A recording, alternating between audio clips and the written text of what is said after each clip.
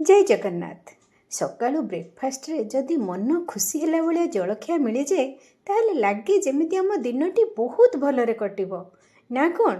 ସେଥିପାଇଁ ମଧ୍ୟ ସକାଳୁ କ'ଣ ଜଳଖିଆ ତିଆରି କରିବେ ବୋଲି ସେଇଟା ବି ଗୋଟେ ବଡ଼ ଟେନସନ୍ ହେଇକି ଥାଏ। ତ ଆଜି ମୁଁ ସେଇ ଟେନସନ୍ ଦୂର କରିବା ପାଇଁ ମୁଁ ଆଜି ଆପଣମାନଙ୍କ ସାଙ୍ଗେ ସେୟାର କରିବି ଗୋଟେ ସୁପର ହେଲ୍ଦି ଆଉ ଟେଷ୍ଟି ବ୍ରେକଫାଷ୍ଟ, ତା ପୁଣି ମାତ୍ର ଗୋଟେ କପ୍ ଚାଉଳରେ। ଆଜିର ମୋର ଏ ସୁପର ସଫ୍ଟ ଆଉ ଟେଷ୍ଟି ଜଳଖିଆଟି ମୁଁ ମାତ୍ର ଗୋଟେ କପ୍ ଚାଉଳରେ ତିଆରି କରିଛି। ଆଉ କେମିତି ତିଆରି କରିଛି ଆସନ୍ତୁ ଦେଖିବା ମୋର ଏଇ ପ୍ରବୀଣାସ୍ ହେରିଟେଜ୍ କିଚେନ୍କୁ। ଭିଡ଼ିଓଟିକୁ ପୁରା ଆରମ୍ଭରୁ ଶେଷ ପର୍ଯ୍ୟନ୍ତ ସମ୍ପୂର୍ଣ୍ଣ ଦେଖିବେ। ଦେଖିବା ଦ୍ୱାରା ଆପଣ ତା ଭିତରୁ ଛୋଟ ଛୋଟ ଟିପ୍ସ ମଧ୍ୟ ଜାଣିପାରିବେ। ମୁଁ ଏଠି ଘଣ୍ଟେ ପୂର୍ବରୁ ଗୋଟେ କପ୍ ଅରୁଆ ଚାଉଳକୁ ଭଲ ଭାବରେ ଧୋଇ ଦେଖନ୍ତୁ ମୋର ପାଣି ଏକଦମ ଟ୍ରାନ୍ସପାରେଣ୍ଟ ଅଛି, ତାକୁ ବତୁରେଇ ଦେଇଛି। ଆମେ ଯେଉଁ ବି ଚାଉଳ ଖାଉଛେ ତାକୁ ସେଇ ଅରୁଆ ଚାଉଳ ଆମେ ନେବା। ପାଣିତକ ବାହାର କରିଦେଇ ଆମେ ସେ ଚାଉଳକୁ ଗୋଟେ ଗ୍ରାଇଣ୍ଡର ଜାରରେ ନେବା। ତା ସହିତ ମୁଁ ପାଣି ନ ଦେଇ ଏଠି ନେଇଛି 2 ଟେବୁଲ ସ୍ପୁନ୍ ଦହି। ଆଉ ଯଦି ଦହି ନାହିଁ ଆପଣ ଏ ରେସିପି ବିଷୟରେ ଜମା ବି ଭାବିବେନି। ଚାଉଳ ସହିତ ଦହି ଏ ରେସିପିର ମେନ୍ ଇନଗ୍ରିଡିଏଣ୍ଟ। ଆଉ ଚାଉଳ ବାଟି ସାରିଲା ପରେ ଦେଖନ୍ତୁ ମୁଁ ଗୋଟେ ଫାଇନ୍ ପେଷ୍ଟ ତିଆରି କରିଦେଇଛି। ବର୍ତ୍ତମାନ ଆମେ ୟାକୁ ଗୋଟେ ବାଉଲକୁ ଟ୍ରାନ୍ସଫର କରିନେବା।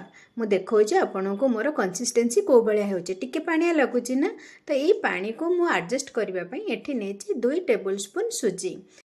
ଏଇଟା ମୋର ପୁରା ପାଉଡର ସୁଜି ଥିଲା, ସେଥିପାଇଁ ମୁଁ ଡାଇରେକ୍ଟ ନେଇଗଲି। ଯଦି ଆପଣଙ୍କର ଦାନା ସୁଜି ଅଛି ଟିକେ ଆଗ ତାକୁ ଗ୍ରାଇଣ୍ଡରରେ ବୁଲେଇ ଦେବେ, ତାପରେ ୟା ସହିତ ନେବେ। ତାପରେ ମୁଁ ସ୍ୱାଦ ଅନୁସାରେ ଲୁଣ ନେଇଛି, ୟାକୁ ଭଲ ଭାବରେ ଆମେ ଫେଣ୍ଟି ଦେବା। ଫେଣ୍ଟି ଦେଲା ପରେ ସୁଜି ଟିକେ ଫୁଲିବ, ସେଥିପାଇଁ ଆମେ ତାକୁ 10 ମିନିଟ୍ ଏମିତି ଘୋଡ଼େଇକି ରଖିଦେବା। ତା ଭିତରେ ଆମ ସୁଜି ଫୁଲିଯିବ, ଆମର କନସିଷ୍ଟେନ୍ସି ବି ଠିକ୍ ଆସିଯିବ। ସେତିକି ଭିତରେ ଆମେ ଗୋଟେ ଟେଷ୍ଟି ଚଟଣି ତିଆରି କରିନେବା। ମୁଁ ସେଥିପାଇଁ ନେଇଛି ଗୋଟେ ଚାମଚ ତେଲରେ ଅଳ୍ପ ଟିକେ ହାତରେ ଗୋଟେ ମୁଠାରୁ କମ୍ ବୁଟ ଡାଲି, ଗୋଟେ ପିଆଜକୁ କାଟିକି ନେଇଛି, ତାପରେ 2ଟି ଶୁଖିଲା ଲଙ୍କା ଆଉ ଗୋଟେ ଟମାଟୋ ଚୁନ ଚୁନ କରି କାଟିକି ନେଇଛି। ଆକୁ ଆମେ ଟିକେ ନାକୁ ଭାଜିବା, ତାପରେ 4-5ଟି ରସୁଣ କୋଲା ମଧ୍ୟ। ଏସବୁକୁ ଆମେ ଅଳ୍ପ ଟିକେ ଭାଜିଦେବା ଯେମିତି ଆମର ଟମାଟୋଟି ଟିକେ ସଫ୍ଟ ହେଇଯିବ। ଆଉ ଟିକେ ନାକୁ ତେନ୍ତୁଳି, ଟିକେ ଲୁଣ ଆଉ ଟିକେ ଚିନି, ଏ ସବୁକୁ ଲୁଣଟା ସ୍ୱାଦ ଅନୁସାରେ ନେବେ, ଚିନି ଅଳ୍ପ ଟିକେ ଅଧ ଚାମଚରୁ କମ୍ ଭାଜି ଦେଇକି ଆକୁ ଆମେ ଥଣ୍ଡା ହେଲା ପରେ ଗୋଟେ ପେଷ୍ଟ ତିଆରି କରିଦେବା। ତାପରେ ଏଠି ମୁଁ ଆମର ସେଇଟା ଚଟଣି ପାଇଁ ହେଇଗଲା।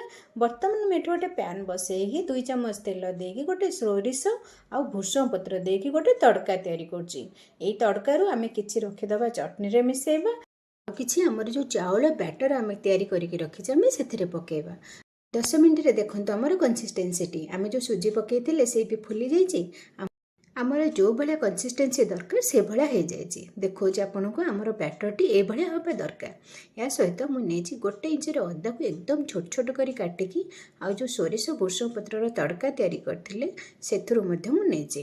ୟାକୁ ଆମେ ତଡ଼କା ଆଉ ଅଦାକୁ ଭଲ ଭାବରେ ମିଶାଇ ଆମର ଏ ବ୍ୟାଟରଟିକୁ ରେଡ଼ି କରିଦେବା।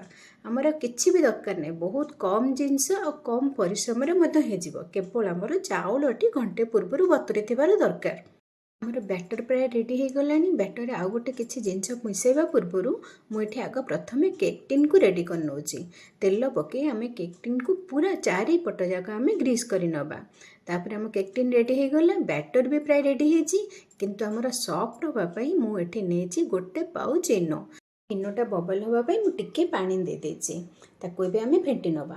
ଏଠି ଇନୋ ଆପଣ ଯେଉଁ ଫ୍ଲେଭର ନେଇପାରିବେ, ମୋ ପାଖରେ ଅରେଞ୍ଜ ଫ୍ଲେଭର ମିଳିଲା ମୁଁ ଏଇଟା ନେଇଛି, ଆପଣଙ୍କ ପାଖରେ ଯେଉଁ ବି ଯଦି ଲେମନ ଫ୍ଲେଭର ମିଳୁଛି ଆପଣ ନେବେ।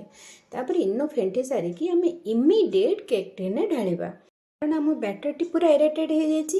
ଏହି ସମୟରେ ଆମେ ଯଦି କୁକ୍ କରିଦେବା ଆମର ଯେଉଁ ଢୋକଲା ତିଆରି କରୁଛି ସେଇଟା ଏକଦମ ସଫ୍ଟ ହେଇକି ଆସିବ।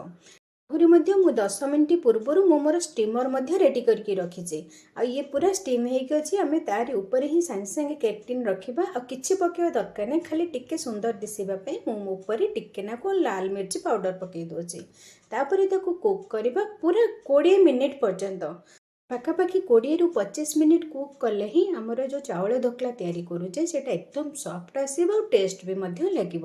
ଆମେ 10 ମିନିଟ୍ରେ ଯଦି ଛୁରୀ ଇନସର୍ଟ କରିବା ଆମ ଛୁରୀ କ୍ଲିନ୍ ଆସିବ, କିନ୍ତୁ ଆମ ଚାଉଳ ଢୋକଲାଟି ଭଲରେ ସଫ୍ଟ ହେଇନଥିବ। ସେଥିପାଇଁ ଆମେ ପାଖାପାଖି 20ରୁ 25 ମିନିଟ୍ କୁକ୍ କଲା ପରେ ଆମେ ଗ୍ୟାସ୍ ଫ୍ଲେମ୍ ଅଫ୍ କରିବା। ତାପରେ ୟାକୁ ଥଣ୍ଡା ହେବା ପାଇଁ 10 ମିନିଟ୍ ଛାଡ଼ିଦେବା। ଆଉ ଥଣ୍ଡା ହେଲା ପରେ ଆମେ ଡାଇରେକ୍ଟ ଯଦି ବାହାର କରିବାକୁ ନହେଲେ ତାକୁ ଏମିତି ପିସ୍ ପିସ୍ କରି ଆଗ ସେ କେକ୍ ଟିନ୍ ଭିତରେ କାଟି ନେବା ଆଉ ତାକୁ ବାହାର କରିବା ଛୋଟ ଛୋଟ ପିସ୍ କରି। ତାପରେ ମୁଁ ତ ଚଟନି ତିଆରି କରିଥିଲି, ସେ ଚଟନି ଆଉ ପୁଦିନା ଚଟନି ଦୁଇଟାକୁ ମୁଁ ରେଡ଼ି କରିଛି।